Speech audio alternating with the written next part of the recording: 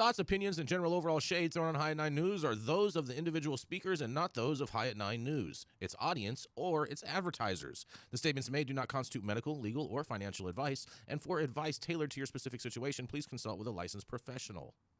Welcome to the High at 9 News Hour, where you will hear from cannabis industry experts and professionals from around the country talk about important topics while shining light on global issues and discussing cannabis as it relates to politics, regulation and reform, data and technology, science, research and medicine, family and parenting, art, celebrities and entertainment, fitness, sports, mental health and wellness, and plant-based medicines and entheogenics.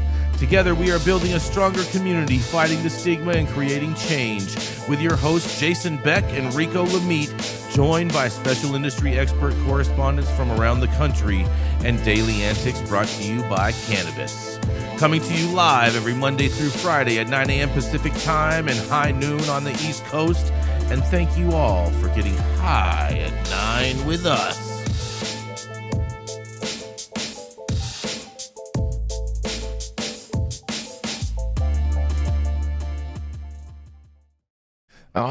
Yeah. Good morning, everybody. That's right. It is Wednesday, November 20th, and today is GIS Day.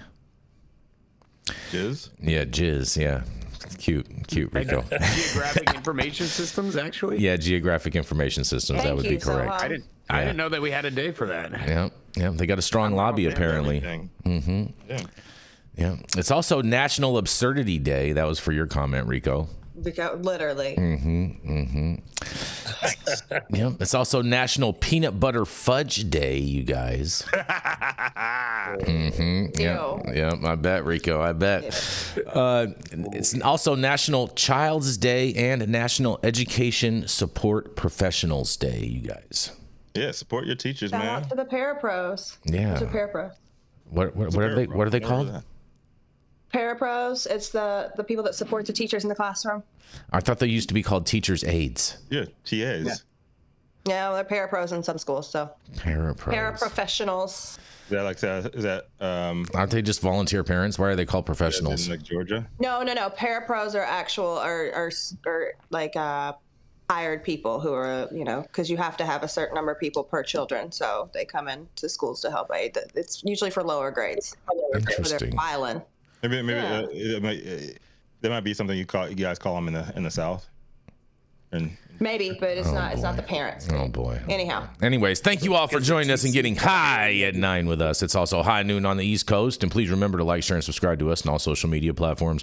You can look up above and down below on your screen to see exactly where we live on the internet, and we are live every Monday through Friday on YouTube, Rumble, Twitch, Twitter, Instagram, Facebook, and on our very own website at www.highat9news.com.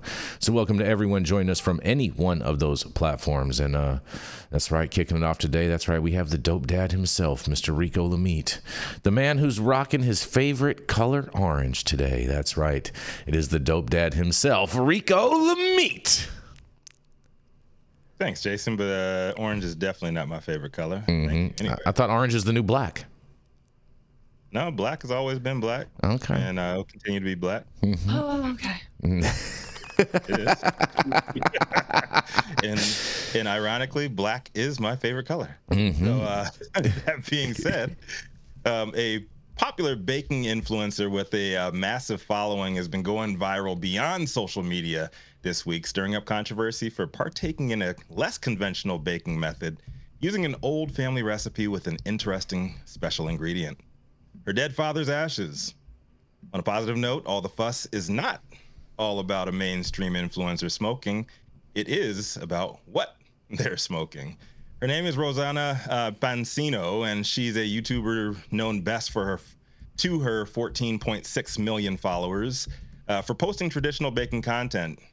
In this case, she decided to honor her late father, Michael Reardon, in the first episode of her new Rodiculous podcast by smoking cannabis grown with his ashes.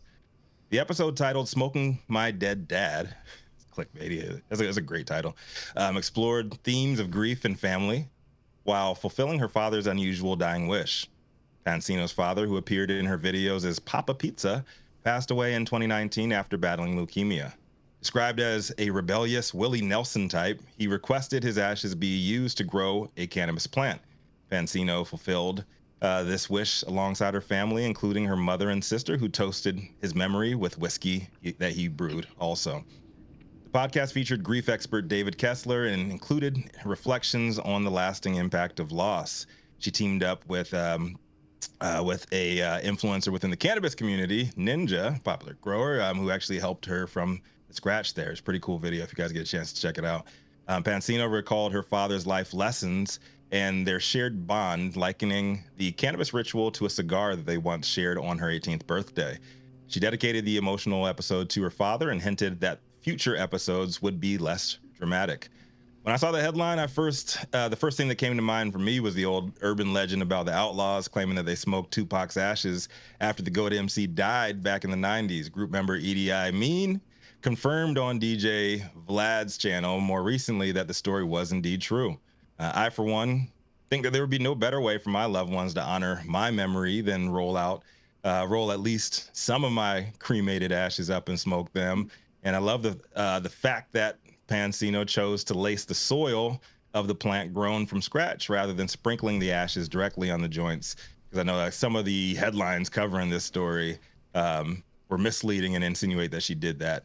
More like the Tupac and Outlaws story. But either way, I thought it was actually a touching story and a great way to show love to Pansino's late stoner dad, Papa Pizza. Also a fantastic PR stunt to kick off her new podcast. What do y'all think? Is this a rare case of an individual being both ashy and classy? I'm Rico Lamitte, the dopest dad on the street for High at Night News. What y'all think? I see what you did there. I feel like this would mess up the taste of the weed, though.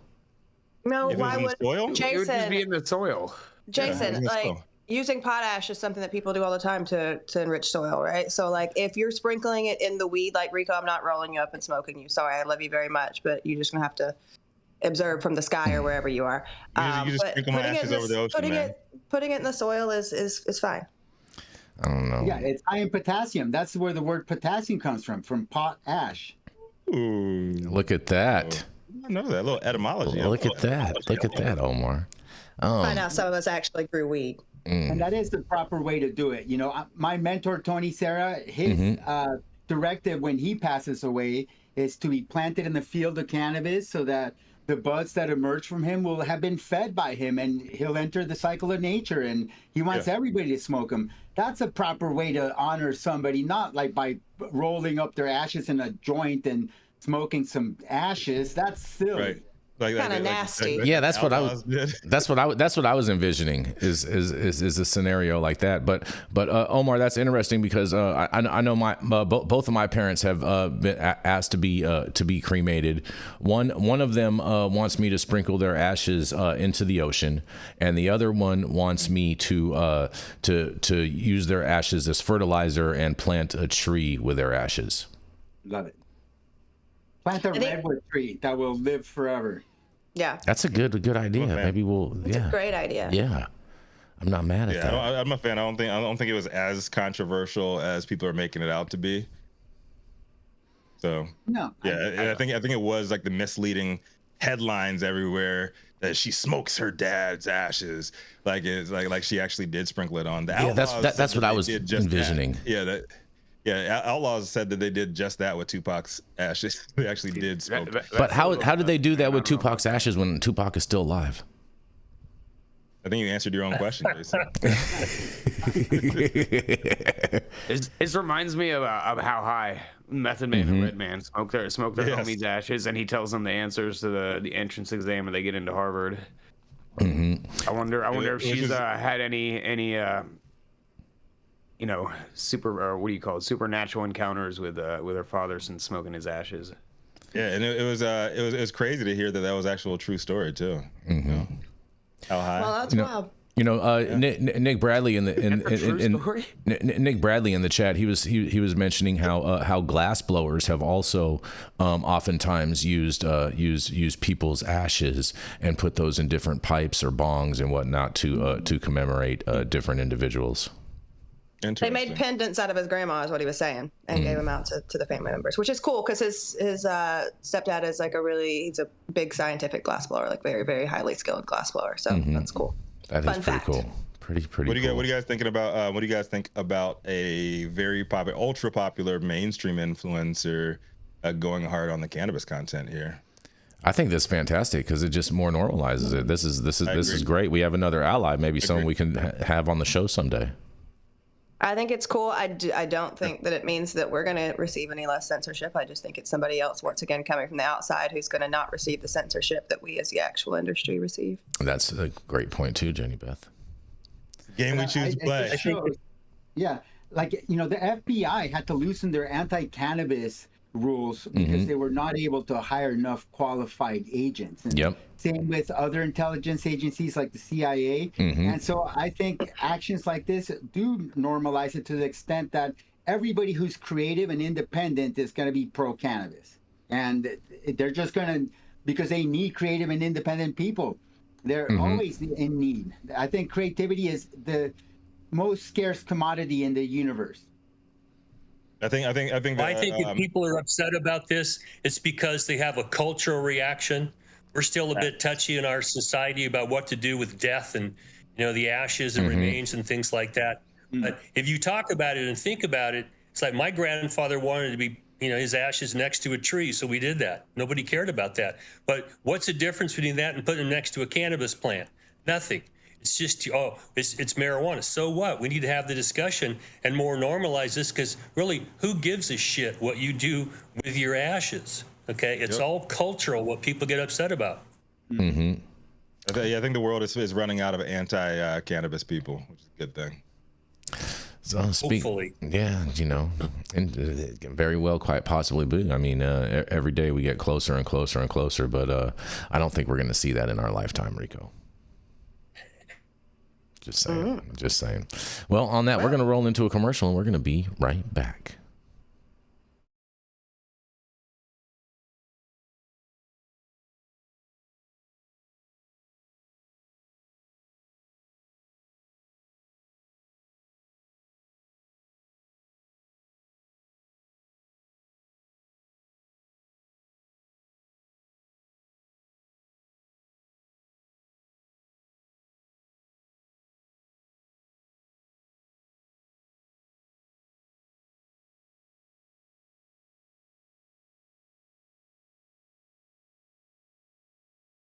And we're back. We are back with everybody's favorite pot-loving Republican.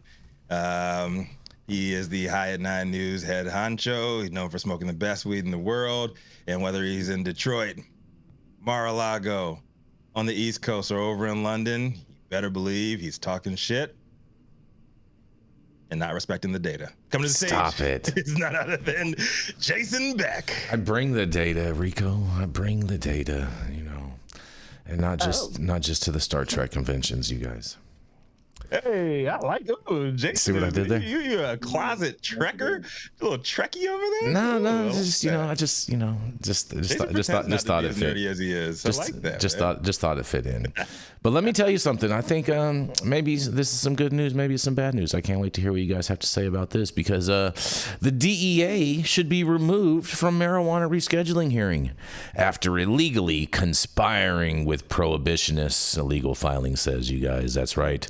A Drug Enforcement Administration, a DEA judge, is being asked to remove the agency from its role in an upcoming hearing on the Biden administration's marijuana rescheduling proposal, with a new legal filing citing allegedly statutory violations that include unlawful communication with a prohibitionist group. I bet you can't guess who that is. When the Department of Justice formally proposed moving cannabis from Schedule 1 to Schedule 3 of the Controlled Substances Act, consistent with a recommendation from the U.S. Department of Health and Human Services. One aspect stood out. The DEA administrator didn't sign the notice of proposed rulemaking, breaking with historical precedent on federal rescheduling proceedings. Instead, it was signed by Attorney General Merrick Garland. That was one of several factors that led to a motion being filed with DEA Administrative Law Judge John Mulrooney on Monday, seeking corrective action. It was submitted on behalf of Hemp for Victory and Village Farms International, which were both invited to participate in the rescheduling hearings that's set to begin next month. A Drug Enforcement Administration judge is being asked to remove the agency from its role in an upcoming hearing on the Biden administration's marijuana rescheduling proposal, with new legal filings citing alleged statutory violations that include unlawful communication with prohibitionist groups, you guys. When Department of Justice... Oh, shit. I'm sorry. Something happened. My bad. The issue isn't just that the DEA Administrator Ann Milgram declined to sign the proposed rule. Throughout the notice, the agency said it needed additional data on a variety of issues, namely cannabis-related health issues and law enforcement concerns, in order to make a complete assessment. The motion argues that the backwards approach to the rulemaking violates federal statute. In a quote, by waiting until the publication of the proposed rule and thus after DOJ initiated proceedings under the CSA, the two flag categories of supposedly necessary data, DEA ensured that HHS would not get to respond to that data in its recommendation and evaluation, the motion says. Even worse, DEA effectively turned the proposal rule into a blueprint for the prohibitionists it apparently was communicating with behind the scenes. Oh, look at that. They were backdooring the information. Another issue that has arisen concerns is DEA's selection of witnesses to participate in the December hearing, which was scheduled following a public comment period that saw tens of thousands of submissions, a majority of which favored rescheduling or otherwise pushed for broader reform, such as removing marijuana from the CSA altogether. Mulrooney, the DEA ALJ appointed to handle the case, recently advised that the agency provided insufficient information about the 25 witnesses who were selected. He ordered the designated participants to fill in the blanks, for example, by making clear where they stand on the question of rescheduling. In doing so, he also pushed back the timeline for the hearing. A preliminary meeting is still set for next month, but it won't be until early 2025, at least until they get to the merits of the case, you guys. And by that time, Matt Gaetz will end up being the Attorney General. And in the new motion filed with Mulrooney's office, attorneys for the petitioners said DEA's lack of transparency in creating the witnesses list is alarming, undemocratic, and betrays notions of good governance. In some cases, seemingly qualified candidates who requested to participate in the hearing did not receive formal denials, and the list submitted to the ALJ didn't itemize the request or provide information about why they were approved or denied. In a quote, you guys, without knowing who the DEA excluded and why, there is no way to assess whether and to what extent the agency's decisions are arbitrary and capricious, the subject of bias or otherwise unlawful, the filing says. In an additional quote, if, for example, DEA included parties with expertise on a particular topic, but only if they opposed the proposed rule, while also excluding parties with even more expertise on that same topic, if they supported the proposed rule, then there would be a powerful case to be made that the agency's decisions were arbitrary and capricious. The filing also argues that by even selecting witnesses in the first place, DEA usurpated the ALJ's role as the presiding officer of the hearing. Among the 25 witnesses that the DEA chose to join the hearing was Smart Approaches to Marijuana, that's right, Project Sam, and the nation's leading prohibitionist group. The filing includes screenshots of social media posts where the group's president, Kevin Sabet, indicated he had private conversations with DEA officials about the rescheduling efforts, as Sam rallied opposition to the reform and urged the agency to keep marijuana in Schedule 1. 1 week prior to DOJ's publication of the proposed rule, Sabet posted on X that he could confirm that Milgram wouldn't sign the notice, citing 2 confidential sources inside the DEA and another outside the DEA with intimate knowledge, in quotes. That and other public disclosures added fuel to the latest motion. And in an additional quote, in light of this evidence of improper ex parte communications between DEA and private parties, this tribunal must take all steps necessary to ensure that all such communications are discovered and included in the administrative record, it says. In the relief section of the filing, it also calls on the DEA judge to mandate that records of such communication be preserved. Oh, so they can't just acid wash their hard drives and whatnot. In a quote, unless and until that happens, there will effectively be two records of these proceedings, one that is public and incomplete, and another that is secret, complete, and available only to those in the know. Or as Dr. Sabet put it, those with friends in low places, it says. The motion also cites comments given by SAM's executive vice president, Luke Nefardos, who said during a webinar in June that DEA's approach to rescheduling notice offered prohibitionists a roadmap for how to rebut their own proposed rule. Nefardos said in a statement to Marijuana Moment on Tuesday that the filing is wacky and amounts to pure legal theater and no substance.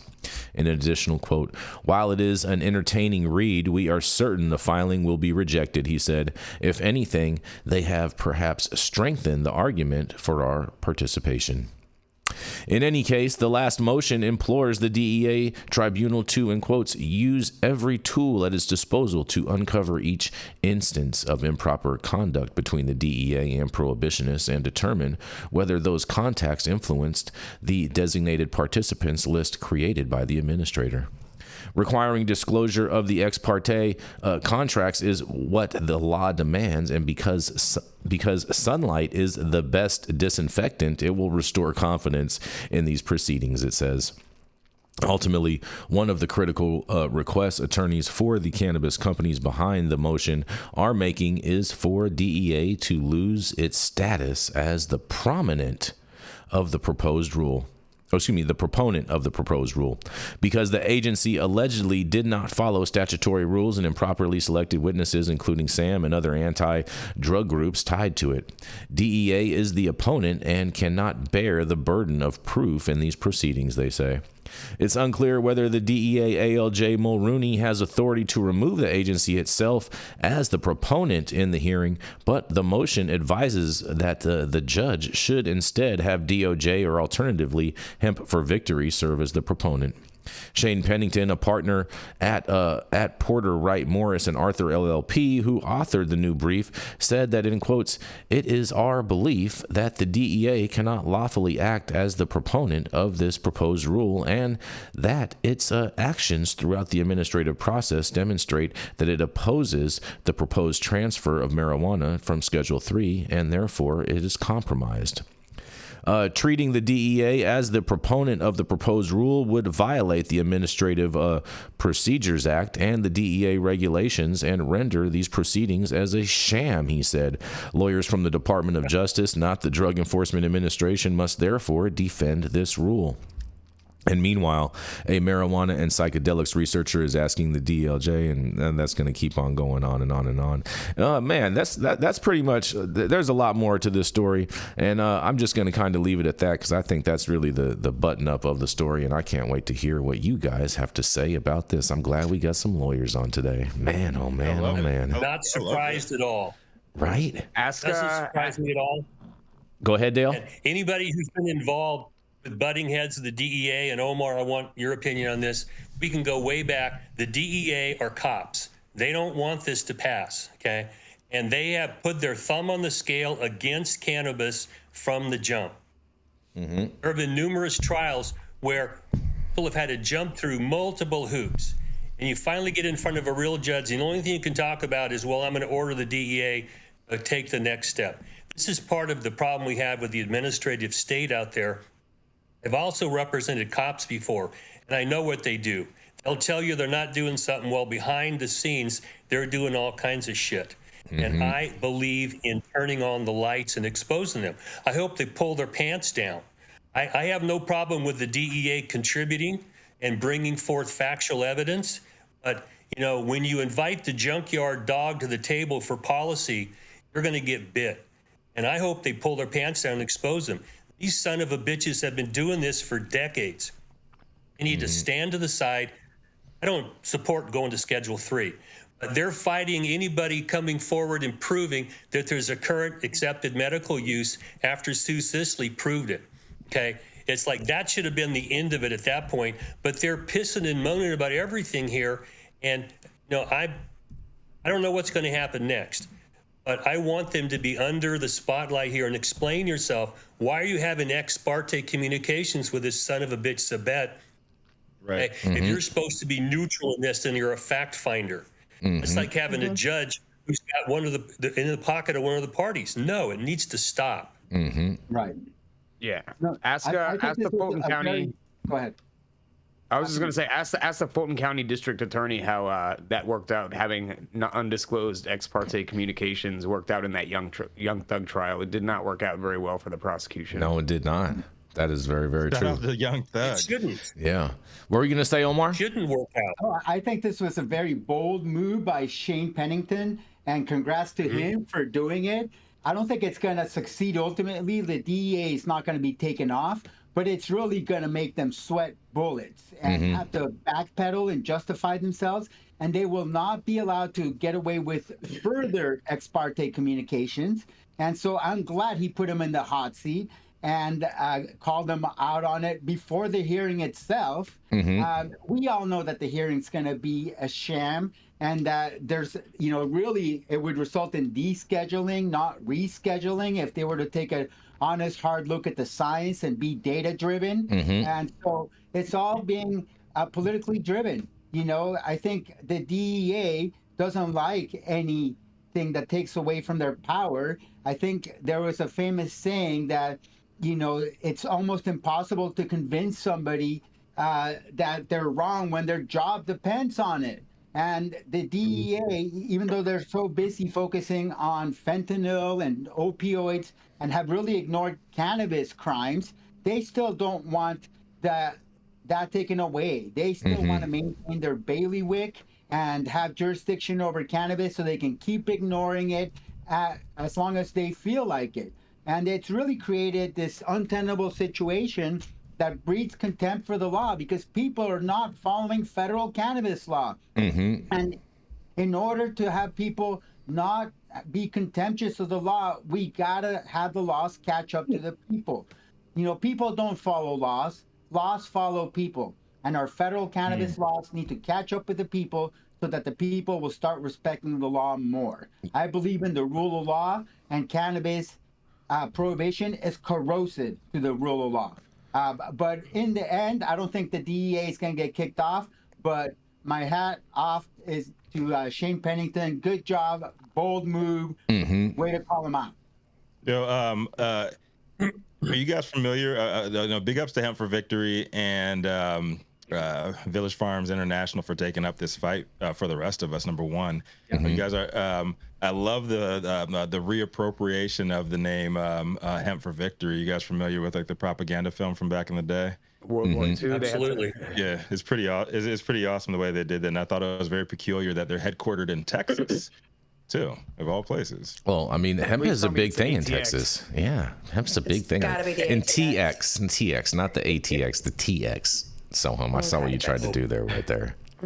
I mean, I think hopefully maybe this is a pipe dream, but an unintended consequence of this hopefully is that Sam gets dragged into these court proceedings and maybe they get forced to disclose some of their donors, and we can find out a little bit more about the inner workings of their organization. And how would they get forced to disclose their donors through this proceeding? I don't understand how that would happen. Because the idea is that we're saying that certain parties have a certain position, right? And finding out what their motive is and where their money is coming from. I don't know. Again, maybe this is a pipe dream. Maybe it's a stretch, but I don't know. That sounds like kind of pipe dreamish to me. What do you guys think, Omar and Adele?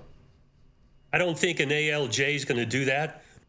Now, depending on the question, and a real judge, you know, a real federal judge, or a prosecutor going and looking into some stuff, they really have violated the rules. I mean, I'm in favor of disclosure here. We are on a lopsided battle here with the DEA over cannabis. And as Omar said, if we bring the science forward and bring in open-minded scientists, physicians, psychologists, other, scientists that have credibility, and ask them, the question is, why in the hell are you doing this? Why? This is ridiculous. But because it has to go through the power of the DEA and they have a vested administrative and bureaucratic interest to preserve themselves, you get ridiculous positions being taken. And I think that we just need to pull their pants down and make them explain themselves in front of God and everybody. And they don't want to do that because they do nefarious shit. And to go back to Soham's point, I think you might be able to disclose interested parties that were not disclosed to the court. So if it turns out there's this straw man behind Sam and they're not disclosed in the list of interested parties, and you can show the court that they're not being honest, then the federal judge will open up a can of whoop ass on the party that failed to disclose the interested party. So that's where I think Soham, and I would also feel like there might be a prayer of disclosing who's really behind Sam. Interesting. And Soham, it's they're based in Carrollton, so that's outside of Dallas. Okay. Interesting. CTX, huh? Oh God, you guys. DTX outside of the DTX. You guys are funny. You guys are so funny. Jenny Beth, you have anything you want to say on this? There's nothing I can say about Kevin Sabet that I haven't already said, but I hope that this is a very interesting point. I'm glad they're blowing it up. I'm glad somebody's doing something. I saw somebody in the comments making a negative comment about the operator who's doing it. I don't care if you like their weed or not. They're doing something, and they're using whatever money they're making on said weed to try and protect this industry. And until we stand up and throw our dollars behind lobbying for our own best interests, we're going to continue to see more of the same. So shout out to them. Fair enough. And after all, it is a mids market anyway. But on that, we're going to roll right into attorney at law, Mr. Dale Schafer. He's the founder of Armada Law, and at one point in time did some time for a cannabis crime. He's also a superhero that knows how to defy gravity by pissing up ropes. And that's right, is none other than attorney Mr. Dale Schafer. Good morning, everybody. And for those of you on the East Coast, good afternoon. My story today is a continuation of a case I talked about within the last 6 or 8 months. It involves a district attorney by the name of Green out of Pennsylvania, who's a medical marijuana user and has sued the federal government to ensure his gun rights, Second Amendment rights. It comes out of Marijuana Moment from the 18th, Ben Adlin, and the headline is Biden DOJ pushes to dismiss gun rights lawsuit from Pennsylvania prosecutor who uses medical marijuana. Oh, damn him. It opens up by saying, in a new federal court filing defending the government's ban on cannabis users owning guns, the DOJ argues that the ongoing restriction is analogous to laws disarming the intoxicated and other historical laws disarming many disparate groups that the government believed presented a danger with firearms. And there we have it. People who smoke weed are a danger with their firearms, okay? And they're not trustworthy. When you dig into this, what we see is some of the same language come out of the DOJ that we just, are intimating from the last story about the DEA working with Kevin Sabet. This is the DOJ taking some positions that, in my view, are absolutely ridiculous and have an historical context. Like, Department of Justice argues that the ongoing restriction is analogous to laws disarming the intoxicated and other historical laws disarming many terrorist groups. We just talked about that. But taken together, these laws establish the principle that governments can disarm groups deemed dangerous with firearms, the DOJ's brief says. But even a closer connection to the reason for the dangerousness where required, that connection is provided by the laws targeting the intoxicated, mentally ill, who were disarmed based on concerns about impaired judgment and lack of self-control. Now, one of the themes running through this is the racial and the targeted drug laws against hippies back in the 1960s, and those who then were illegal drug users based on the war on drugs. And the arguments in this are that we can't be trusted. And if you go back and look historically, there are laws that disarm people who couldn't be trusted. Well, some of the premises in this argument didn't exist historically. And what the Supreme Court has been doing recently with gun cases, starting with Bruin and then to Rahimi, which you've talked about, is they said, no, we're going to go back to 1791 when the Second Amendment appeared in the Constitution. And it clearly says the right to keep and bear arms shall not be infringed. What did that mean back in those days? Now, there was precedent that if somebody was under the influence of alcohol and they were dangerous, you could disarm them. I mean, think about Tombstone and the guys in the street, you know, blasting away. He's drunker than Hogan's goat. The sheriff walks out, hey, we got to take your guns, all right?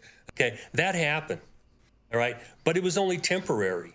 And one of the problems that we're having with this blanket prohibition about having guns because you use drugs is that there's no due process in there. Historically, if you're going to be deprived of a right, you have to have actual due process. And the blanket prohibition against people who illegally use drugs does not afford anybody any due process. It's like if you belong to a group, boom, you're banned from having a weapon. Now, prior to Richard Nixon, this stuff didn't really exist, okay? And that's where these gun proponent or these gun law opponents of this are going to have a problem. Because, I mean, I don't know if I'm the oldest guy on this, so I remember Black Panther showing up strapped, okay? It scared the shit out of the white power structure. A lot of them, you know, the segregationists ran, the Dixiecrats, the Republican Party. They did not want blacks to have rights. So 69, we get the first law against felons having guns, okay? There's something that we just can't pretend it didn't exist. And then Nixon in his Southern strategy, he moved forward from there. And, you know, in 69, Tim Leary kicked their ass. And they came out of that with the Controlled Substances Act, which criminalized marijuana heavily because he didn't like the hippies of protesting the war, and heroin heavily because he didn't like the blacks. Okay. We move forward, and now we have blanket prohibitions against owning and exchanging guns if you're an illegal user of drugs. Well, the drugs that are illegal were targeted at blacks and hippies. I'm an old hippie. You know, it pissed me off, okay? Shouldn't be doing that. Now we move forward to today. The filings from the DOJ in this case, they drag out the old racial animus and the animus against hippies and people who use drugs, and they're saying, we don't trust you. The things in this that, oh, if you're going to be smoking weed and having a gun, we can't trust you. You're not going to go out and rob people to feed your habit. You know, really, that comes out of the mouth of an educated person today? It's in these filings, all right? So when we look at this, my belief is that the Supreme Court is not going to buy all the traditional bullshit they've been throwing. Now, what they might do about that, my crystal ball, you know, I keep talking to Apollo, and my crystal ball is just not that good. I don't know what's going to happen. But what I can tell you is what's coming is a Department of Justice that's going to be shaken to its foundations. I don't know if Gates is going to get there. I don't know. Okay, if they're going to object, there's going to be games being played because he is clearly an anarchist. He wants to turn the apple cart upside down in the DOJ. And some of it will be this. Okay, and you cannot help but understand that drugs are going to be part of the discussion with Matt Gaetz. Okay, and that's at the part of this. If someone has used drugs in the past, does that disqualify them from owning and transferring guns? Okay. And that's a big question because I don't think anybody's going to argue that Matt Gaetz has never packed his nose. Okay. All right. I don't know if he smoked weed or not, but he seems to like coke. And let's not forget Hunter Biden got prosecuted for having a gun while using coke. Okay. Is that going to be another issue? Why do me as a user of cannabis can't be trusted to have a gun? I had a concealed weapons permit for years. Okay. I lost it over marijuana because I wasn't going to lie to the sheriff, and I wasn't going to, be in that position. I was trusted with a gun until they found that I smoke weed. Okay, so I've been part of this. It's ridiculous. If I like scotch, okay, and on Saturday night I get drunker than Hogan's goat, Monday morning I should be able to pack my gun, with my permit and go out and defend myself. Okay. Nobody argues that. But if I smoke weed on Saturday night, all of a sudden Monday morning, I'm not trusted to be able to have my gun. But logic here is ridiculous, okay? So I'm going to throw this back at you because we're going to talk about this as things continue. But what I see coming is whether anybody likes it or not, going to have some serious discussions about the DOJ stance on drugs and especially guns and drugs, and where are we going to go with that? And I think it's about time we did. I'm going to throw it back to you. What do you all think? Yeah, Dale. I mean, the hypocrisy is crazy because you don't see any type of federal intervention. And to be clear, I'm not against the Second Amendment. I'm very pro Americans having the right to own firearms. You're pro guns, huh? You're pro 2A, huh? I sure am. I love that, bro. That's fantastic. Yeah. I did not take you for that. Yeah, I'm a leftist. I'm a leftist, not a liberal. Okay, all right, fair enough. Fair enough. I'm happy to help learn these distinctions between the two. I'm getting a little wrinkle in my brain right now. There's data behind that, Jason. Yeah, where I was going with this, Jason. Where I went to school in Arizona, when I was in school in Arizona, they passed a law that basically, first of all, they already have constitutional carry, so you can conceal carry a weapon there without a permit. They have private unregistered sales, a gun show loophole, and they passed another law while I was in school that said unless an establishment posts a no firearms sign citing a specific statute, you have the right to carry into that establishment, including bars. Yeah. So if you add those three together, you can engage in a private sale. So we're on the street corner, Jason, I could sell you a Glock for cash. I'm down. Registration, as long as you're not a felon.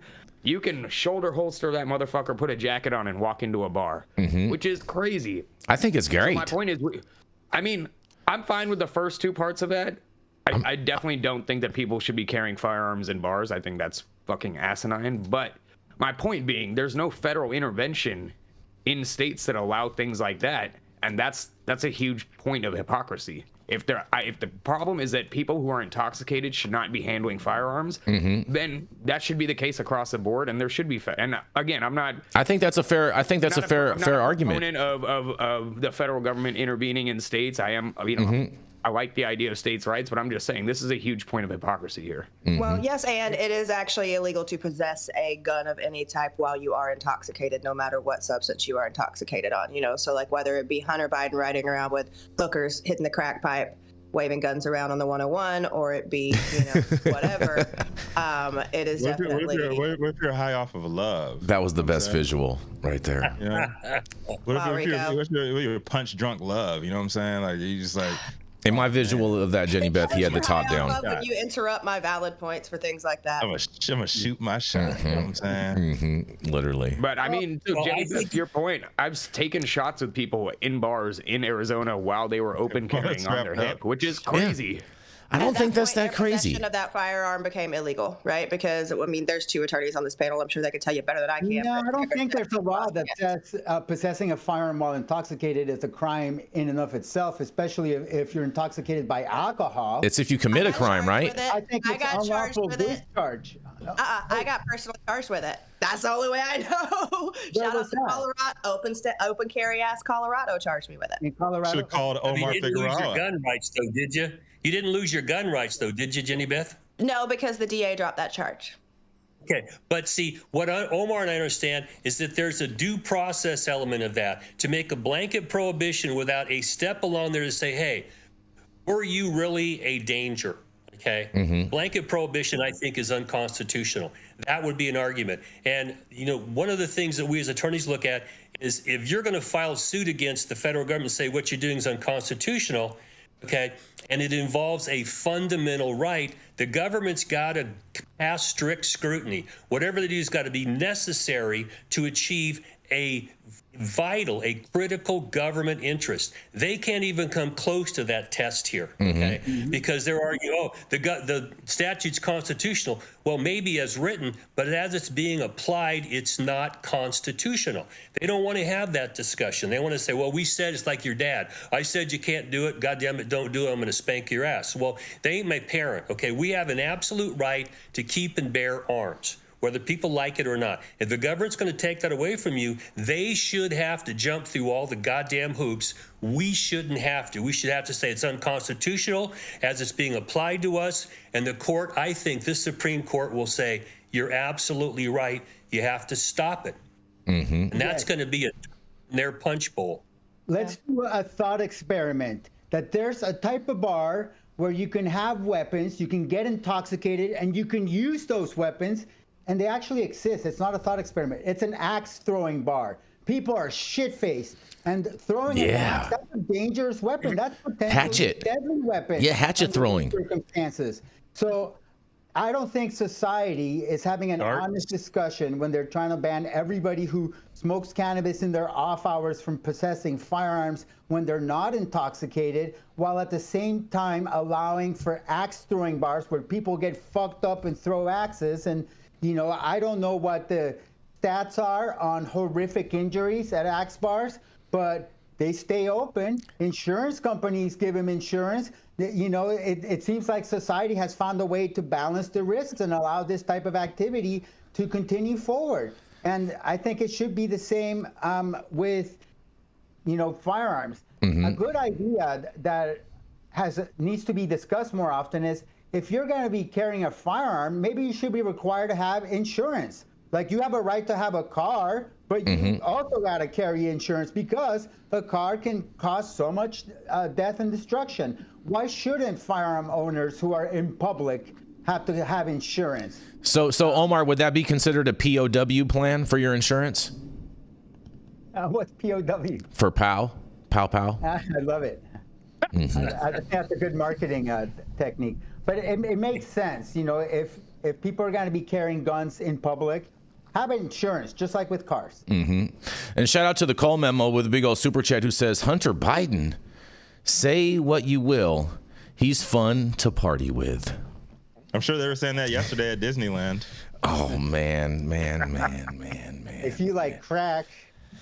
Man, just saying. Man. He was in Disneyland looking very disheveled yesterday. Did he ever get his cocaine back from the West Wing, or do you think they like took that into evidence? Well, I don't think it was a lot. I don't think it was enough to return. It was just like a little bit. I think it was planned. I think that cocaine was planted by Commander. No, it was Kamala's. It was Kamala's cocaine. Maybe that's why maybe Commander's cracked out, and that's why he's biting people. Why do you think Commander's always attacking Secret Service agents? Oh boy, ever thought about that? Oh man, you know what? We're going to a commercial. We're going to be right back. Please.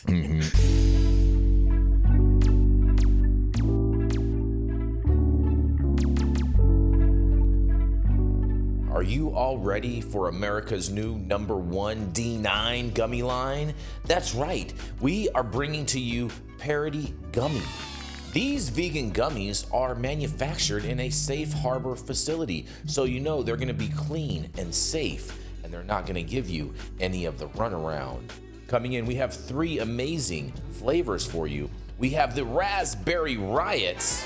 Also, we have the Sleepy Joes if you need something to help you sleep at night. And if you're feeling like raging and having a party time, that's right, we have the Pineapple Bad Hombre. If you're feeling like a bad hombre, make sure you head over to www.parodygummy.com and secure your bag today. Yeah, stop whatever you're doing. Make sure that you smash that like button. I know we'll appreciate it. You'll appreciate it. And YouTube will appreciate it. Also, make sure you subscribe to the channel if you're not subscribed already. And all of the articles that we cover on today's show, you can read directly on our website at www.highat9news.com. And I do want to remind everyone to please help support the Green Party. They are in need of some financial assistance to help relieve their campaign debt. The link for their website is in the description in this video. And we also want to make sure to make a very big note of congratulations to Catalyst on their recent acquisition of a San Diego dispensary, better known as formerly known as MedMen.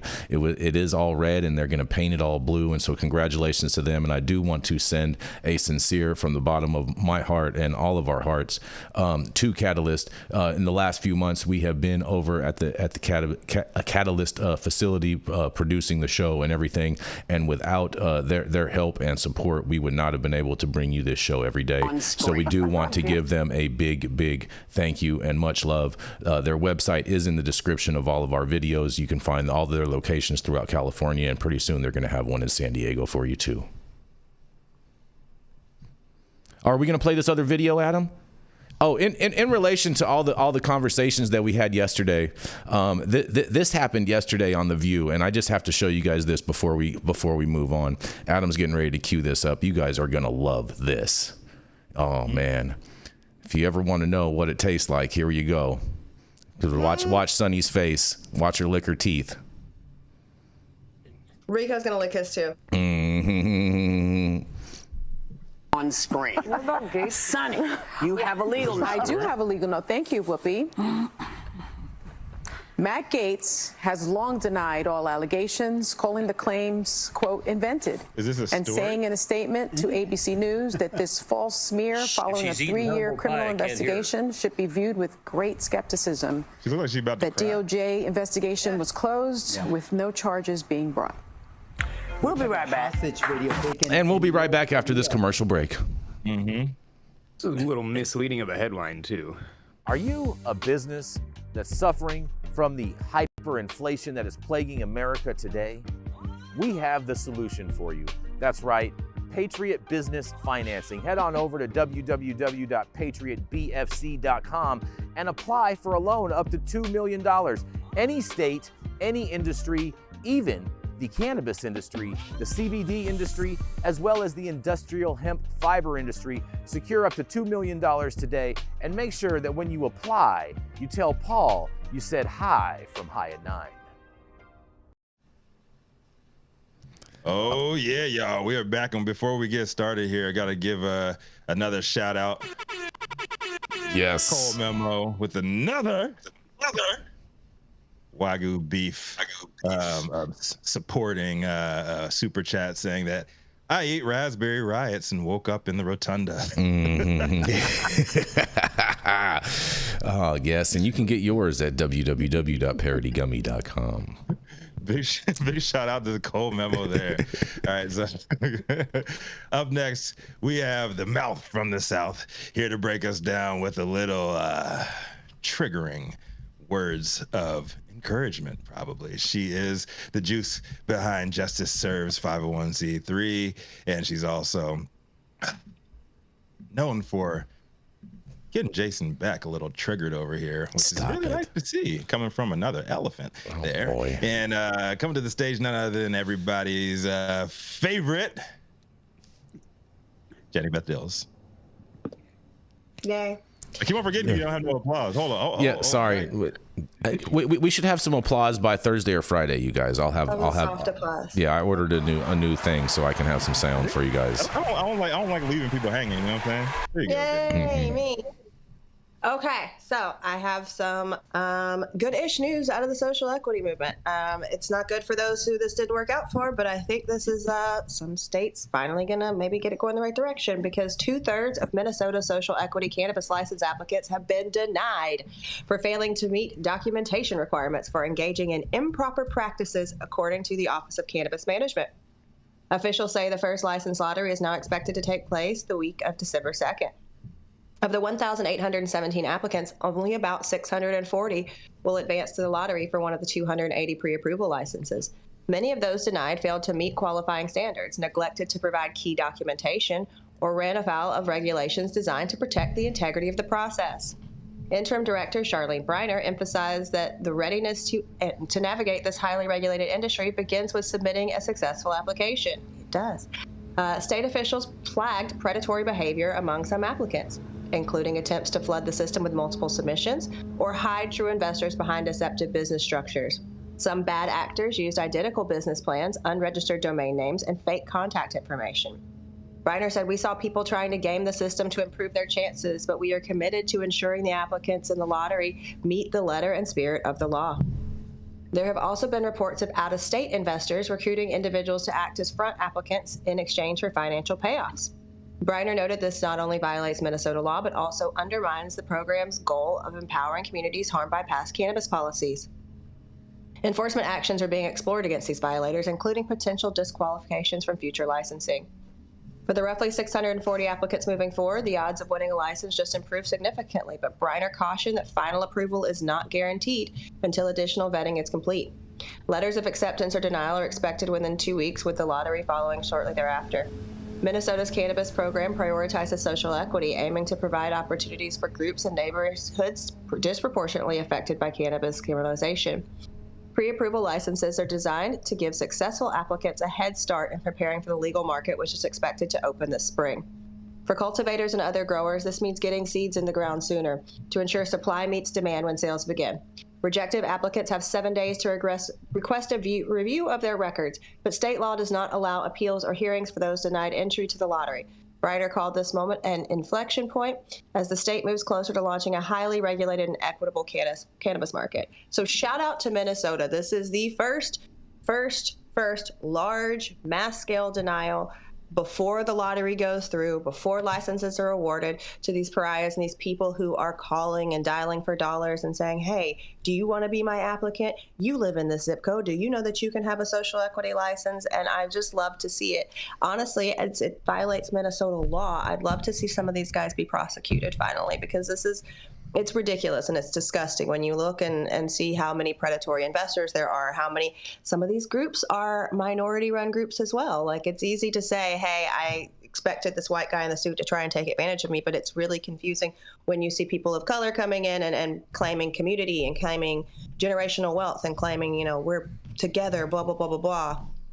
The same things are happening. So pay attention to what groups those are. Pay attention to what groups are kind of hosting some of these events so they can make sure that they get your criminal records. And if you have to give them your proof of criminal records before you can attend an info session, that's probably questionable. They're banking your information so that they can come in and try and swoop these licenses on your behalf.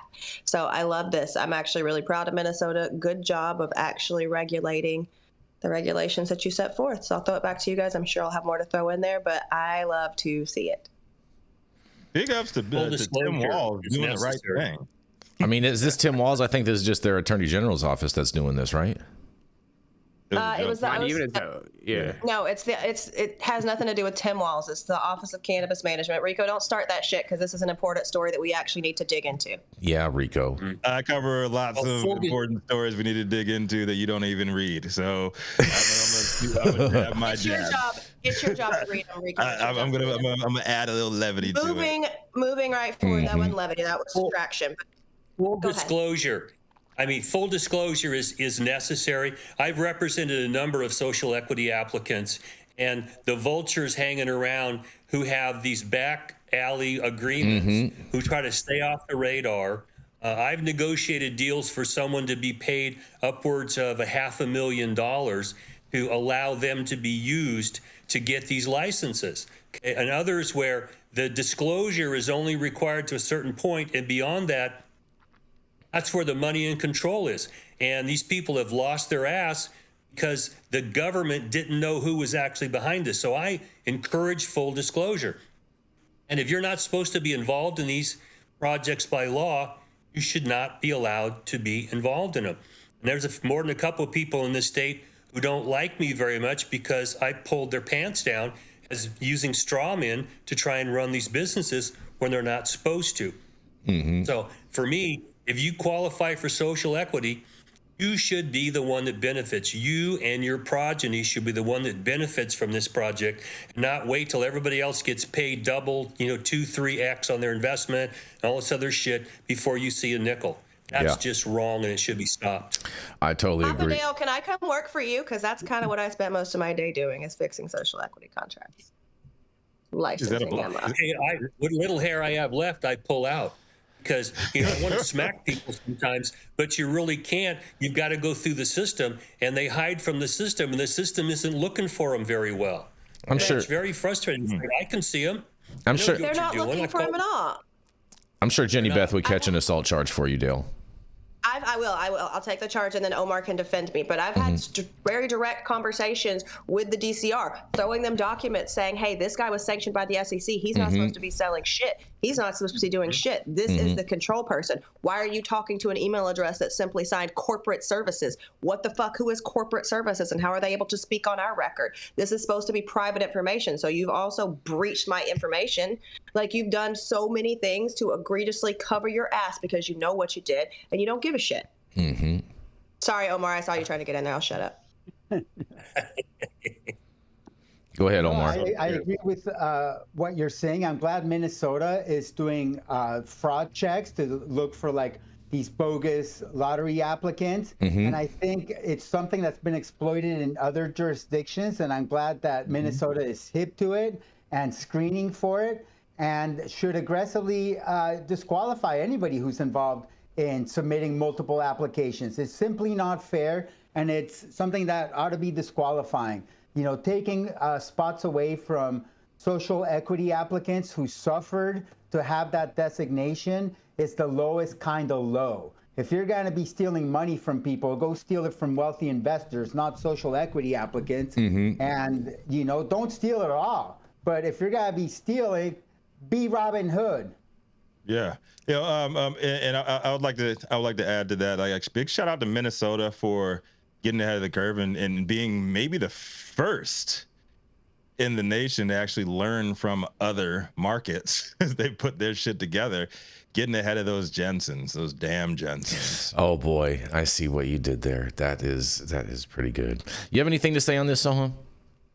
I was intentionally not trying to provide too much because I was a part of assisting with probably 5 or 7 different applications as a part of the social equity. I will say that the groups that I was a part of, everything was disclosed, and we were very careful not to violate any of the equity caps for any individual or group. But nonetheless, I am happy to see the state of Minnesota crack down on fraudulent applications, and it makes me a little bit nervous, but again, I don't think that we did anything wrong, so I'm curious to see what that first round of lottery applications looks like in December. But good luck to everybody that applied to Minnesota. I want to dig in and ask questions. I'm not going to do that, Soham. All right, well, fair enough. enough. You said it makes you nervous. I had questions. I'm going to shut up though. The way that they phrased it about detecting people that might have been helping with multiple applications is the part that makes me nervous, but as far as disclosure of equity interest, anything like that, like everything on that side was above board. So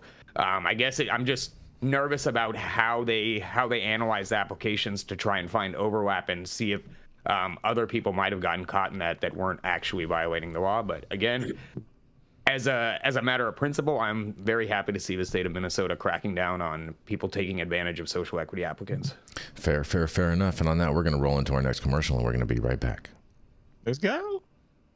I just ordered the summertime strawberry salad when added steak on top here at Anna's. Make sure you do the same thing too next time you're in downtown Long Beach. Come on down and check out Anna's joint on the 400 block of Pine Street. They have amazing selection of beers, foods, and when you come down here to Anna's, you can even challenge me to a game of shuffleboard if you want to lose.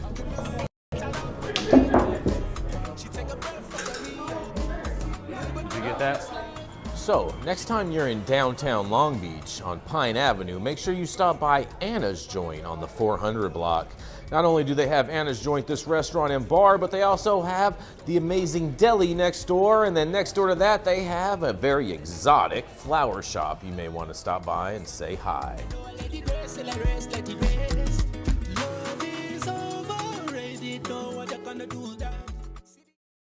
Too, so that's the other maybe redeeming quality. Interesting. Well, coming up next, that's right, we have the man with the plan. He's a criminal justice lawyer all the way up there in Northern California, and he happened even to represent me a number of years ago back in cannabis's infancy. That's right, it is none other than practicing Omar Figueroa, Mr. Omar Figueroa.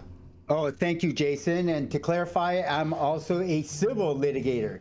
Happy World Children's Day, everyone. November 20th.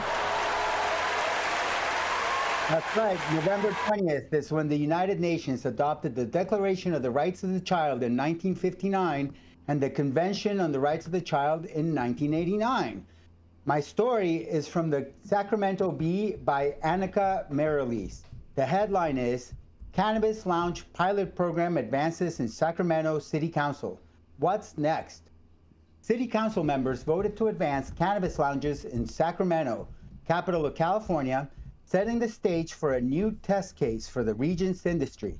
The ordinance passed by a 5-4 vote, despite weeks of steady opposition from Council member Eric Guerra and public health organizations. Guerra, along with representatives from the American Heart Association and the American Cancer Society, raised concerns about the effects of secondhand smoke on the lounge's patrons, employees, and neighbors. More than 100 people filled City Council chambers Tuesday afternoon. 41 gave public comments on the ordinance, including business owners and advocates pushing for the program, and public health advocates who opposed it. Elected officials have considered such an ordinance for years. This has been a long haul, Councilmember Katie Valenzuela said during the meeting. The city expects that permits will be issued after the council considers cannabis land use and zoning amendments expected in early 2025, according to city spokesperson Julie Hall. After that point, other administrative steps, including a fee study, will follow. Permits would likely be issued in spring or summer. The vote outcome appeared uncertain until late in the Tuesday meeting. It became clear that Mayor Darrell Steinberg would pass the deciding vote. He expressed his uncertainty and queried the council members who had seen the ordinance through the committee. This is one of the rare instances where my heart and head are not together, Steinberg said. Every public policy decision we make ought to further restrict smoke. But, he continued, when I actually take the arguments the opponents have made here, the no argument does not stand up for me. Ultimately, he said, he was swayed by an issue raised several times throughout the meeting, that homeowners are able to legally smoke cannabis at their own residences, while renters usually cannot due to provisions in lease agreements. Valenzuela said after the meeting that while the passage of the ordinance sets the policy in place for the lounges, the city still needs to complete a study to determine the potential fees for businesses that get permits for on-site consumption. I'm pleased that we're going to try this, Valenzuela said. The headline is, Cannabis Lounge Pilot Program Advances in Sacramento City Council. What's next? My take on this, it's good to see an influential California municipality launch a pilot program to unlock the potential of Assembly Bill 1775, the Cannabis Cafe Bill, which allows cannabis dispensaries to sell freshly prepared food and drinks, as well as tickets to live events. We look forward to helping dispensary owners across the state unlock the potential of AB 1775 by updating their local cannabis ordinances. Hopefully, this will generate new sources of revenue for struggling dispensary operators and provide venues for new approaches to cannabis tourism. As goes California, so goes the world. And hopefully, we will see cannabis cafes providing enjoyable opportunities all across the world in the future. This is Omar Figueroa, lawyer, publisher, and Ganjier instructor, reporting from Sonoma County, California, the traditional territory of the Pomo, Miwok, and Wapo nations, for High at 9, high noon Eastern. This was a big win for them last night, and I saw a bunch of social media videos, Omar, where everyone was cheering, extremely excited about these new opportunities coming to Sacramento, and apparently it was a very narrow vote. That's right. It was like totally a split decision, and I think what carried the day was empathy for apartment owners, people who don't own their own homes, for renters who are forbidden from ingesting cannabis at home by reason of provisions in the lease agreement which forbid smoking. And so it's not fair that only those who are wealthy enough to own property get to use cannabis at home, and that's what made the difference. Well, you know what, too, Omar, there's a lot of buildings that even for people that do own their own homes that are in that have shared wall space buildings, a lot of those buildings are no smoking buildings as well. And so it doesn't just only affect renters, but it also affects some homeowners too. Yeah. West Hollywood, I'm looking at you. Yeah. Jason Beck has some amazing letters that were written and left on his door from their upset neighbors. Oh man, I have so many good letters from upset neighbors in Sacramento who are going to be able to benefit from this. And the big question I have is, how hard is the government going to make this? Okay. And the opposition that came out from Eric Guerra and several physicians who stepped up, The underlying implication was that smoke is bad because tobacco smoke is bad, rather than dealing with, is cannabis smoke bad? They didn't want to answer that question. And it's still very irritating to me that taking, the analogy here is just that post hoc ergo propter hoc, because there's a correlation here, there's causation, and they really don't want to look at the fact that no one's ever been diagnosed with cancer from smoking weed, let alone from being in secondhand contact with it, where 450,000 people a year die from smoking tobacco. Facts. Okay, so this is a hobby horse they ride a lot, and the hobgoblin is smoke. Well, no, it's not enough anymore. You have to look at what is the smoke and what's the actual harm from it, because I can see them require that you have ventilation systems that use just large amounts of, cubic feet per minute of air being moved and filtered and all this other shit, when you can walk outside and walk around the corner and smoke your joint. It's just ridiculous, and I'm hoping that they don't put up unnecessary restrictions in trying to open these lounges up, because the clients I've got that are looking for this for revenue, they're struggling right now. They need an increase in revenue, and the first part is in edibles. No one really cares about edibles. It's the smokable products inside a lounge that they're up in arms about. I'm ready to go to the city council and have this discussion and ask them. I know city council members. I've helped them with their campaigns. I want to know, are you telling me that smoking weed is the same and as bad as smoking cigarettes and we got to take the same precautions? Because the answer is that's bullshit, and stop it. I totally agree with that. And the problem with that answer being bullshit is because it's cannabis, we haven't done the research and we don't have empirically verifiable data to show that, because we're prohibited from doing that kind of research. I'd say that we do have that type of empirical data, because they can't point to any in particular cases to say that cannabis smoke was the cause of this type of cancer. We do, but we don't, because we can't do studies, right? So until we can produce a study that a doctor has done that is not a preclinical study, they're gonna dismiss it. They're gonna find any way to any loophole that they can say, oh, we'll poke holes in this. This is bullshit, right? So we know, because we're being reasonable about it, but we also have a very different standpoint than these people who are just vehemently against cannabis, period.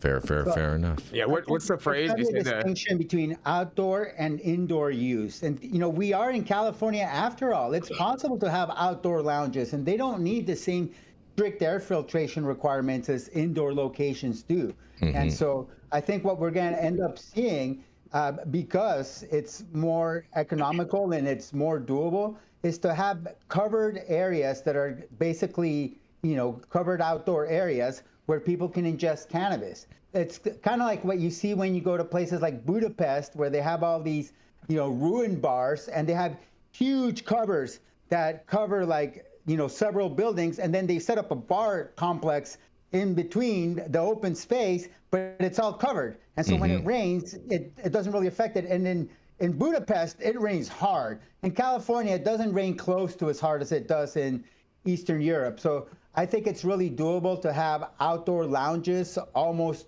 year-round in California, because we're in California. Yeah, fair enough. We had them at the fair, Omar. If you went to the fair, they had that at the California State Fair. It was a tent. The sidewalls were all opened up with a stage. Yep. We're in there burning them. Yep. And all you got to do is pitch a tent. Exactly. That's all you got to do. I would love to see. It's the people I represent who have an indoor space. That's where do I have to go hire an industrial hygienist and do all these calculations? It's like, really? You're gonna need an air engineer, absolutely. Yeah. Oh boy, we're adding to CEQA requirements. Here we go. Yeah, here we go. Exactly. Welcome to California. I think Rico. I think it's time to go to Soham, Rico, before we get down that CEQA rabbit hole. Yeah. Closing us out today is a man with over a decade of nationwide cannabis technology experience, but he's more recently moved his talents to Austin, Texas, where it's also known to many as ATX, where he's refocused his grind to Say its real name. Say its real name. Educating Jason Beck on the importance of acronyms. Can't believe you data. Disrespect and the that city like differences that. of being a leftist and a Democrat. No. Come to the stage is none other than my man, Soham Shah. Thank you, Rico, and I'm always happy to help educate Jason on all these important issues. Yeah, you guys are Is he cute. coming on down because the price is right? What's going on? entering the ring for WWE. Yes. Yeah. That wasn't me. I don't know. Somebody okay. did. That was quite an intro. And also like that, shout out to Rico for that Janelle Monáe hat. That's fresh. Oh, Yeah, we're going to talk about the use or potential misuse of marijuana tax revenue. So according to a new study from The Ohio State University's Moritz College of Law, cities mostly put marijuana tax revenue towards police and general funds instead of education and health programs. And this story was originally reported by Ben Adwin out of Marijuana Moment. And yeah, I'm sure this is very shocking to all of us that local governments would be misusing our tax revenue that we pay on our cannabis. But let's dive into it. The bulk of local tax revenue from legal marijuana goes towards law enforcement and municipalities' general funds, with relatively few cities and towns allocating cannabis-generated funds to support education or health programs. The study from OSU looked specifically at 3 U.S. states with existing adult use cannabis programs: Michigan, New Mexico, and Oregon, as well as Ohio, where marijuana sales began in August, but tax revenue has not yet been allocated to local governments. Researchers reached out to 501 localities across the 4 states and heard back from about a third of them. This is a quote from the report. The survey responses indicate the most frequent utilization of marijuana tax revenue funds involved 3 areas: depositing revenue into the general fund for use as needed, supporting local law enforcement, and funding parks and recreation in local communities. Authors said the results were especially interesting with respect to smaller jurisdictions, noting that more than 3 in 4, about 76% of respondents represent localities with fewer than 25,000 residents. Most localities and cannabis tax revenue went into general funds. Across all respondents, a majority of 60% indicated that money is deposited directly into the general fund and used as needed. That varied significantly across Michigan, New Mexico, and Oregon, however. In Oregon, authors noted 78% of respondents indicated the use of a general fund, while fewer than half, or 47%, of Michigan localities did so. 26% of all respondents indicated that marijuana revenue is used for a specific purpose, with some of them, 14%, stating that this purpose does not change year to year, and others reporting that the purposes change periodically. That was about 12%. An additional 12% of participants reported that some portion of marijuana tax revenue is designated for specific purposes, and the rest is deposited into a general fund for use as needed. You can read more about the study and the specific findings and the breakdowns of the responses. There's a lot of that, but I think the point here is we should just discuss how our tax revenue is being used and have that conversation at both the state and local level. And I think we need to back it up and have this conversation when we're passing these adult use initiatives, so that we can limit the amount of discretion that some of these local jurisdictions have to allocate our tax money towards law enforcement. But this is Soham reporting out of the ATX. Let's throw it back to everyone and see what everyone has to say about this. It's not surprising. Out of Austin, Texas, I don't understand why you're always trying to shortchange your city. Yeah, I think this is not surprising at all. Like I said in the comments, they need to audit the shit out of California. I'm pretty sure all of our money went to the cops and quote unquote special projects. Thanks. You're damn Gavin. right it did. Well, I mean, I'm pretty sure it'll show similar results to the Pentagon after their audit. They failed their audit, I want to say, like 7 years in a row. It's probably going to look similar to that. I think it's interesting when we look more locally, right? Look at the city of LA. They're very open about the fact that these marijuana special taxes are going to the general fund and going to whatever. Yet, I don't know how we managed to bankrupt the fucking city anyway. I want to see where it's actually going. I want to see whose pockets are super lined, cream web. I want to see why we're having people who have already taken advantage of grants in the city over things like the airport commission, where you can big steal. You steal from little cannabis. Imagine what you can steal from the airport commission. Exactly. So I think we really need to do a lot better job. I'm looking at you, Karen Bass, and she's kind of had the Lori Lightfoot effect going on when Lori looked real happy to get in Chicago, and then a few years down the road, it didn't look like it was such a fun time in the kingdom anymore. So I think we need to do a better job of making sure when we are looking at these bills and looking at what passes, that we actually advocate for a specified use of these funds, whether it go to parks and neighborhoods, whether it go to school systems, whether it go to whatever, anything other than the police and wherever you guys want to siphon it out behind their back. Well, a lot of these things go to pay people's pension funds too, Jenny Beth. Mm-hmm. Special interest. I think that part of the danger here. Well, go ahead, Dale. The underlying assumption here is that cannabis was just a cash cow. We're going to milk that puppy, okay? And all this money is just going to be there, and no one will complain because we'll all be fat and happy. Problem is, they tax the shit out of it. The industry's dying on the vine, and now we're going, hey, why are the cops getting this? They're the ones that were our problem all along. And in California, you have to pass by a super majority to be able to specify where the money's going. So it's cheaper just to throw it in the general fund, okay, easier. And so there's the problem we have here in California. And the cops were told expressly or impliedly, you're going to get this money, because that's where we see it's going. And they're part of the problem. And we need to separate the cops from this and have them go back to government and rationalize, why am I getting money to pursue marijuana? You should not be getting paid to go after other drugs. You should be paid, okay, if you're going to pursue marijuana, make that specific and pay them for it.